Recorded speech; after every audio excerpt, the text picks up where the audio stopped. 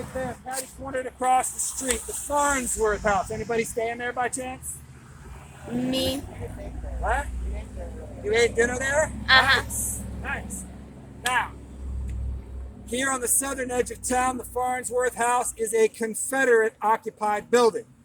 And it becomes strategically important to the Confederacy as a sharpshooter's position, a sniper's position, for a number of reasons. But the two most important of those reasons: one, made out of brick, good for stopping those heavy 50 caliber mini ball bullets. Two, that little attic window up there on the south wall by the roof line, that little attic window has direct line of sight up Baltimore Street to those Union occupied positions up on Cemetery Hill. Now, if you look at the south wall of the Farnsworth House, look at the bricks, okay? You see those little speckles in the brick, those little white spots? Those are bullet holes.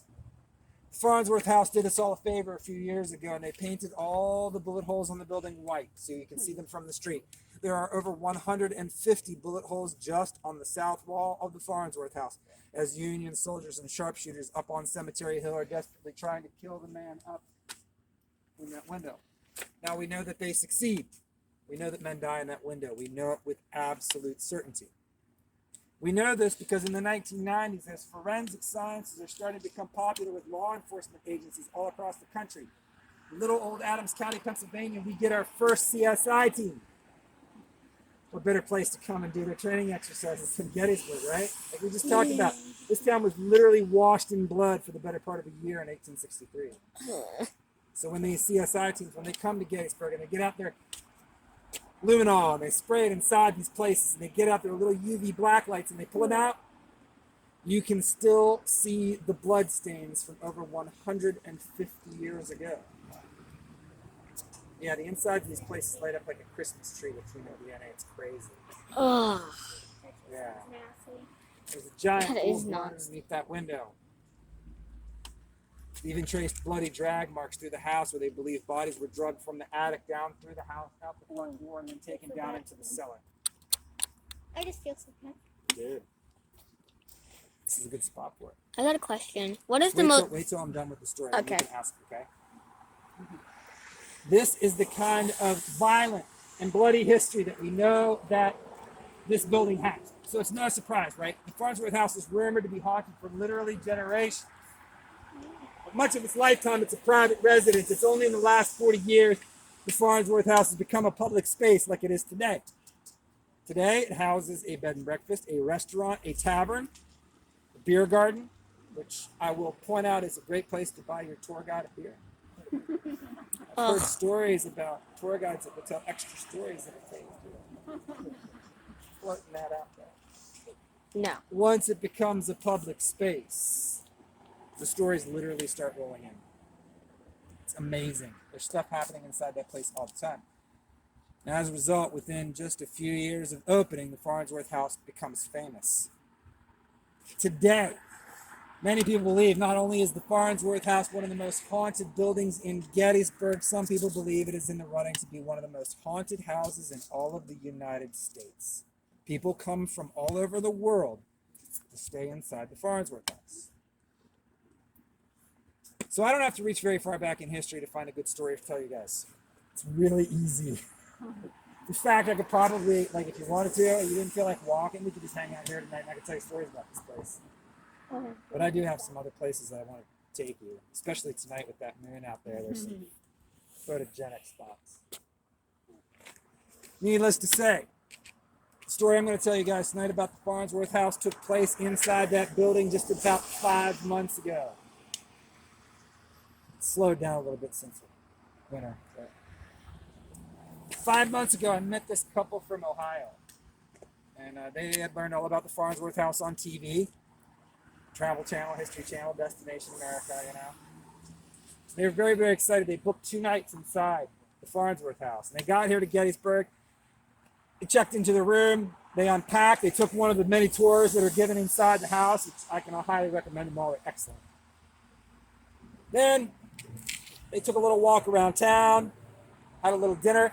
But after a long day of travel, tours, they were ready to go to bed. Husband said it was probably sometime between 11 and 11:30 they turned in and went to sleep inside their room up in the Farnsworth House. And he says about 2 hours later, he wakes up to this loud bang coming from inside the room. He sits up in bed. He starts shaking his wife. He's like, honey, are you awake? Did you hear that sound?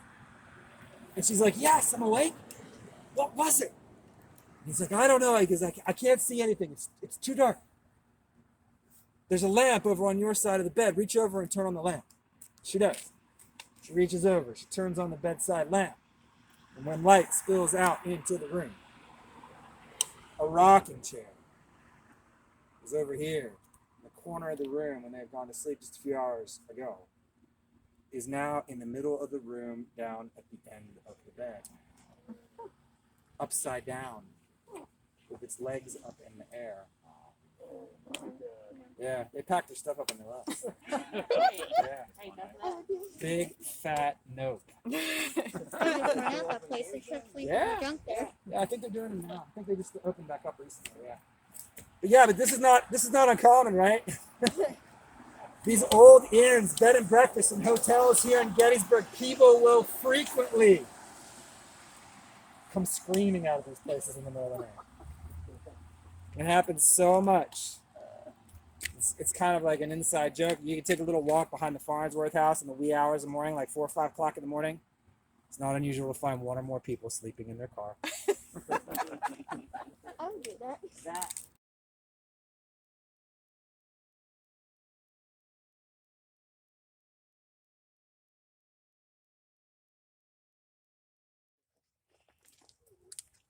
So this is East Cemetery Hill.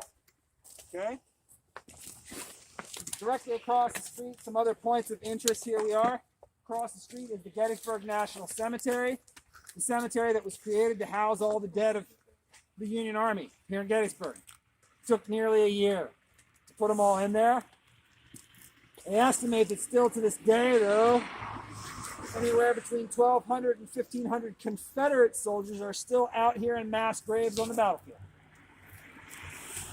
A little bit further up, past the National Cemetery, is the Evergreen Cemetery, the cemetery that gives Cemetery Hill its name, place where Jimmy Wade is buried. But our story tonight takes place primarily over here.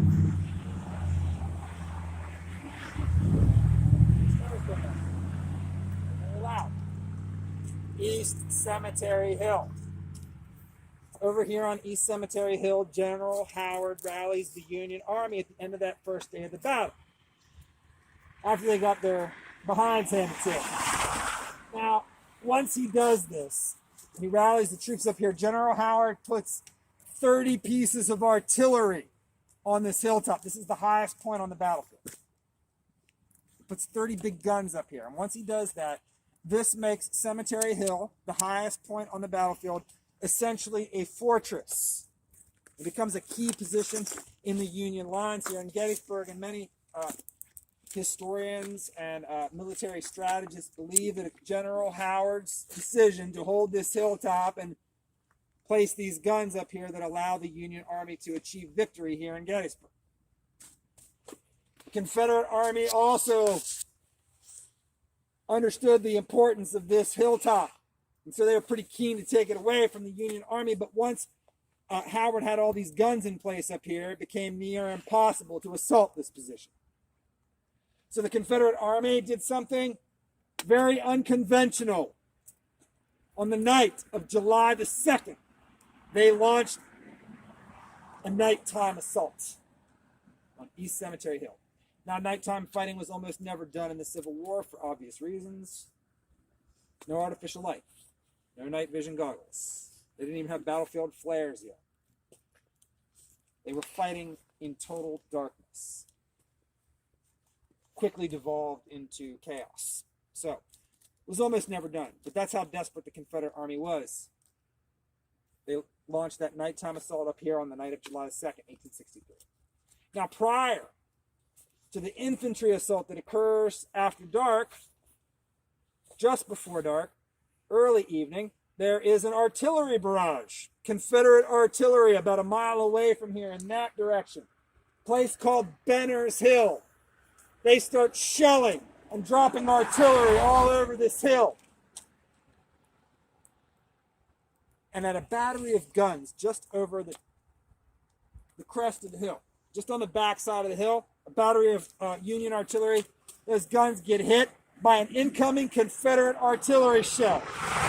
And it hits this battery in the worst place possible, the chest where they store their black powder charges. Boom! Whole gun crew vaporized in a heartbeat. Now, when men go rushing to the site of the explosion to see if anybody has survived, they find one man. They find one man still clinging to life. And his name was Private James H. McCleary, Jimmy McCleary. When they find Jimmy McCleary up there on Cemetery Hill, his right arm is missing. His legs are just hanging on by the thinnest of threads. Somehow, some way, Jimmy McCleary, not only is he still alive, he's conscious. Now they get Jimmy onto a stretcher, and they carry him off of East Cemetery Hill, across Baltimore Street, and over to the gates of the Evergreen Cemetery, back behind the trees here. It's at the gates of the Evergreen Cemetery. There's a gatehouse. And that gave them some cover from the incoming fire. There's a hand pump well back there where they could pump water. And they turned that gatehouse into a bit of like a triage, sort of like field medic area to treat the wounded. And that's where they took Jimmy McCleary. But when they got Jimmy to the gates of the Evergreen Cemetery, it became very obvious that there was not much to be done for Jimmy McCleary. He was not long for this world. Shortly after they arrived at the gates of the Evergreen Cemetery, Jimmy McCleary dies. And then darkness falls up here on East Cemetery Hill. And an eerie silence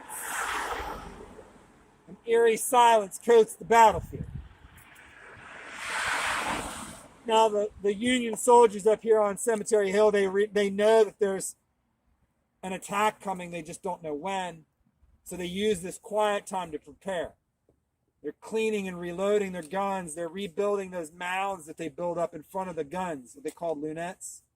They're rebuilding those, they're restocking ammunition. And at a gun position not far from where Jimmy McCleary's gun is, this guy, he gets up on top of the mound in front of his gun with the bucket and the swab, and he starts swabbing down the barrel of his gun, getting it clean, getting it ready to reload. And just as he finishes swabbing down the barrel of the gun, he goes to step down off that mound, back down onto the ground. It's getting dark, so he's got to watch carefully where he steps. And he goes to step down off the mound, and he sees something right down there at his feet. And he looks a bit closer, and he realizes that right down there at his feet is an arm. And his heart just sinks into the pit of his stomach because he knows whose arm that is. That is his friend's arm. That is Jimmy McCleary's arm. And he knows that his friend has died at the gates of the Evergreen Cemetery, and he knows the kind of burial that his friend is going to get on the battlefield. Not a very good one. A shallow battlefield grave.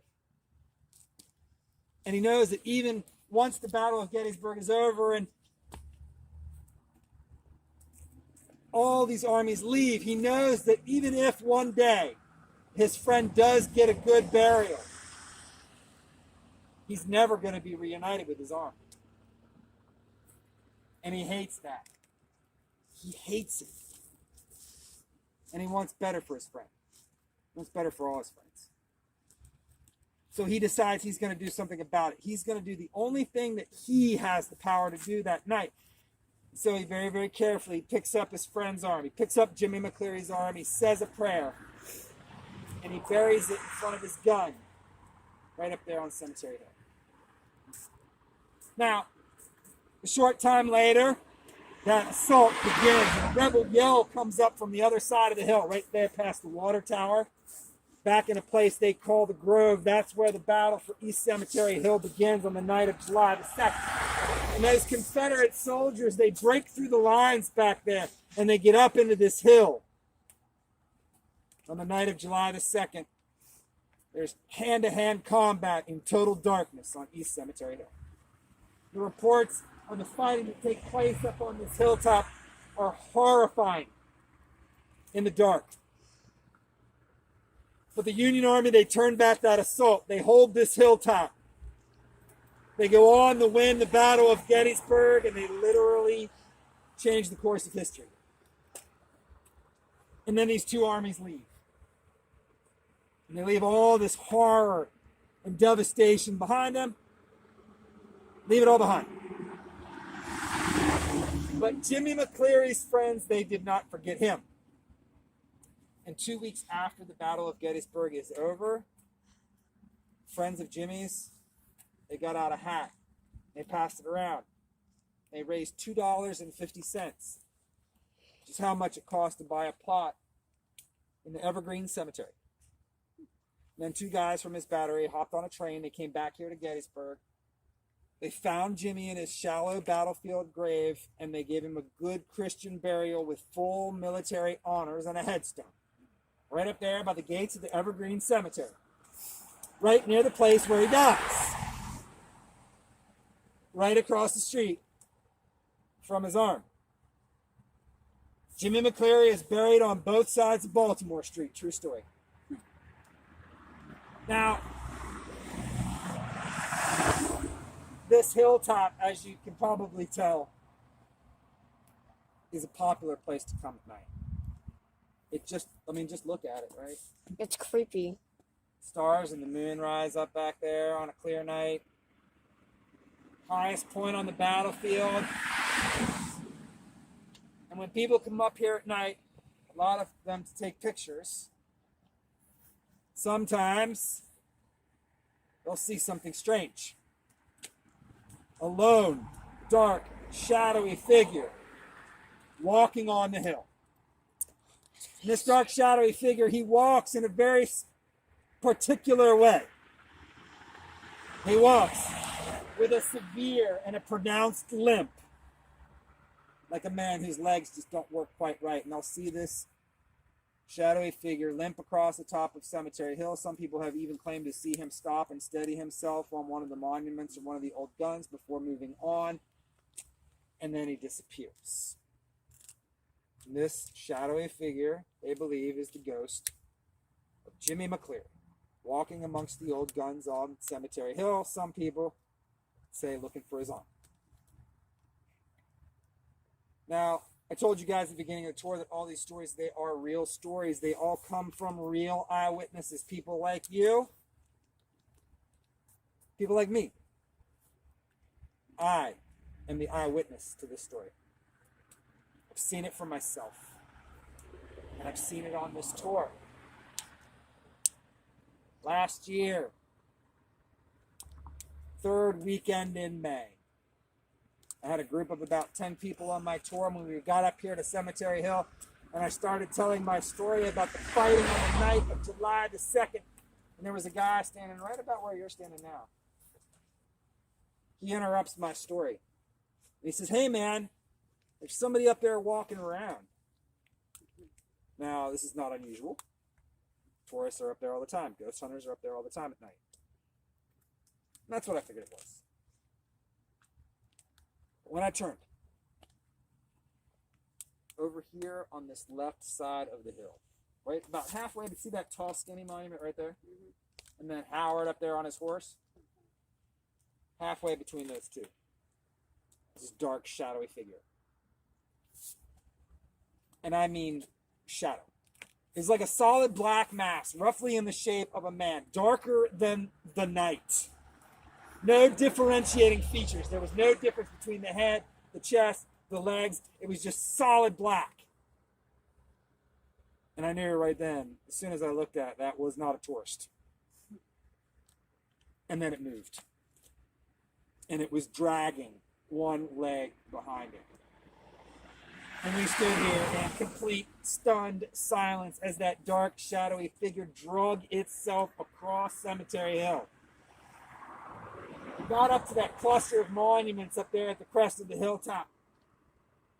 We watched it go behind the first monument. We waited, and then it came out on the other side of that monument, and it passed into that space between the two monuments, and then it vanished. And we waited to see if anybody would come down off the hilltop. We listened here for the sound of voices. We watched for cell phones, because I guarantee you watch anybody up here for like a minute, maybe two tops, somebody pulls out a cell phone. This night there was none of that. Just darkness, silence. And I honestly believe that I was honored and privileged that night to see the ghost of Jimmy McCleary. Now, it's rare. It's rare to see Jimmy with your own eyes. I've been up here hundreds and hundreds of times, and I've only seen him with my own eyes once. But what happens more commonly is people will come up here, and when they take photographs of this hilltop, and there's nobody up there on that hill, they'll go back and they'll look at their pictures. And there in the photographs is a lone, dark, shadowy figure. It happened here just about 3 months ago. It's the last time somebody on my tour caught a shadowy figure of Jimmy McCleary. So before we start making our way back down into Confederate-occupied Gettysburg, you might want to get your cameras out and take a couple shots up here on Cemetery Hill. You might be the next person to catch the ghost of Jimmy McCleary on camera.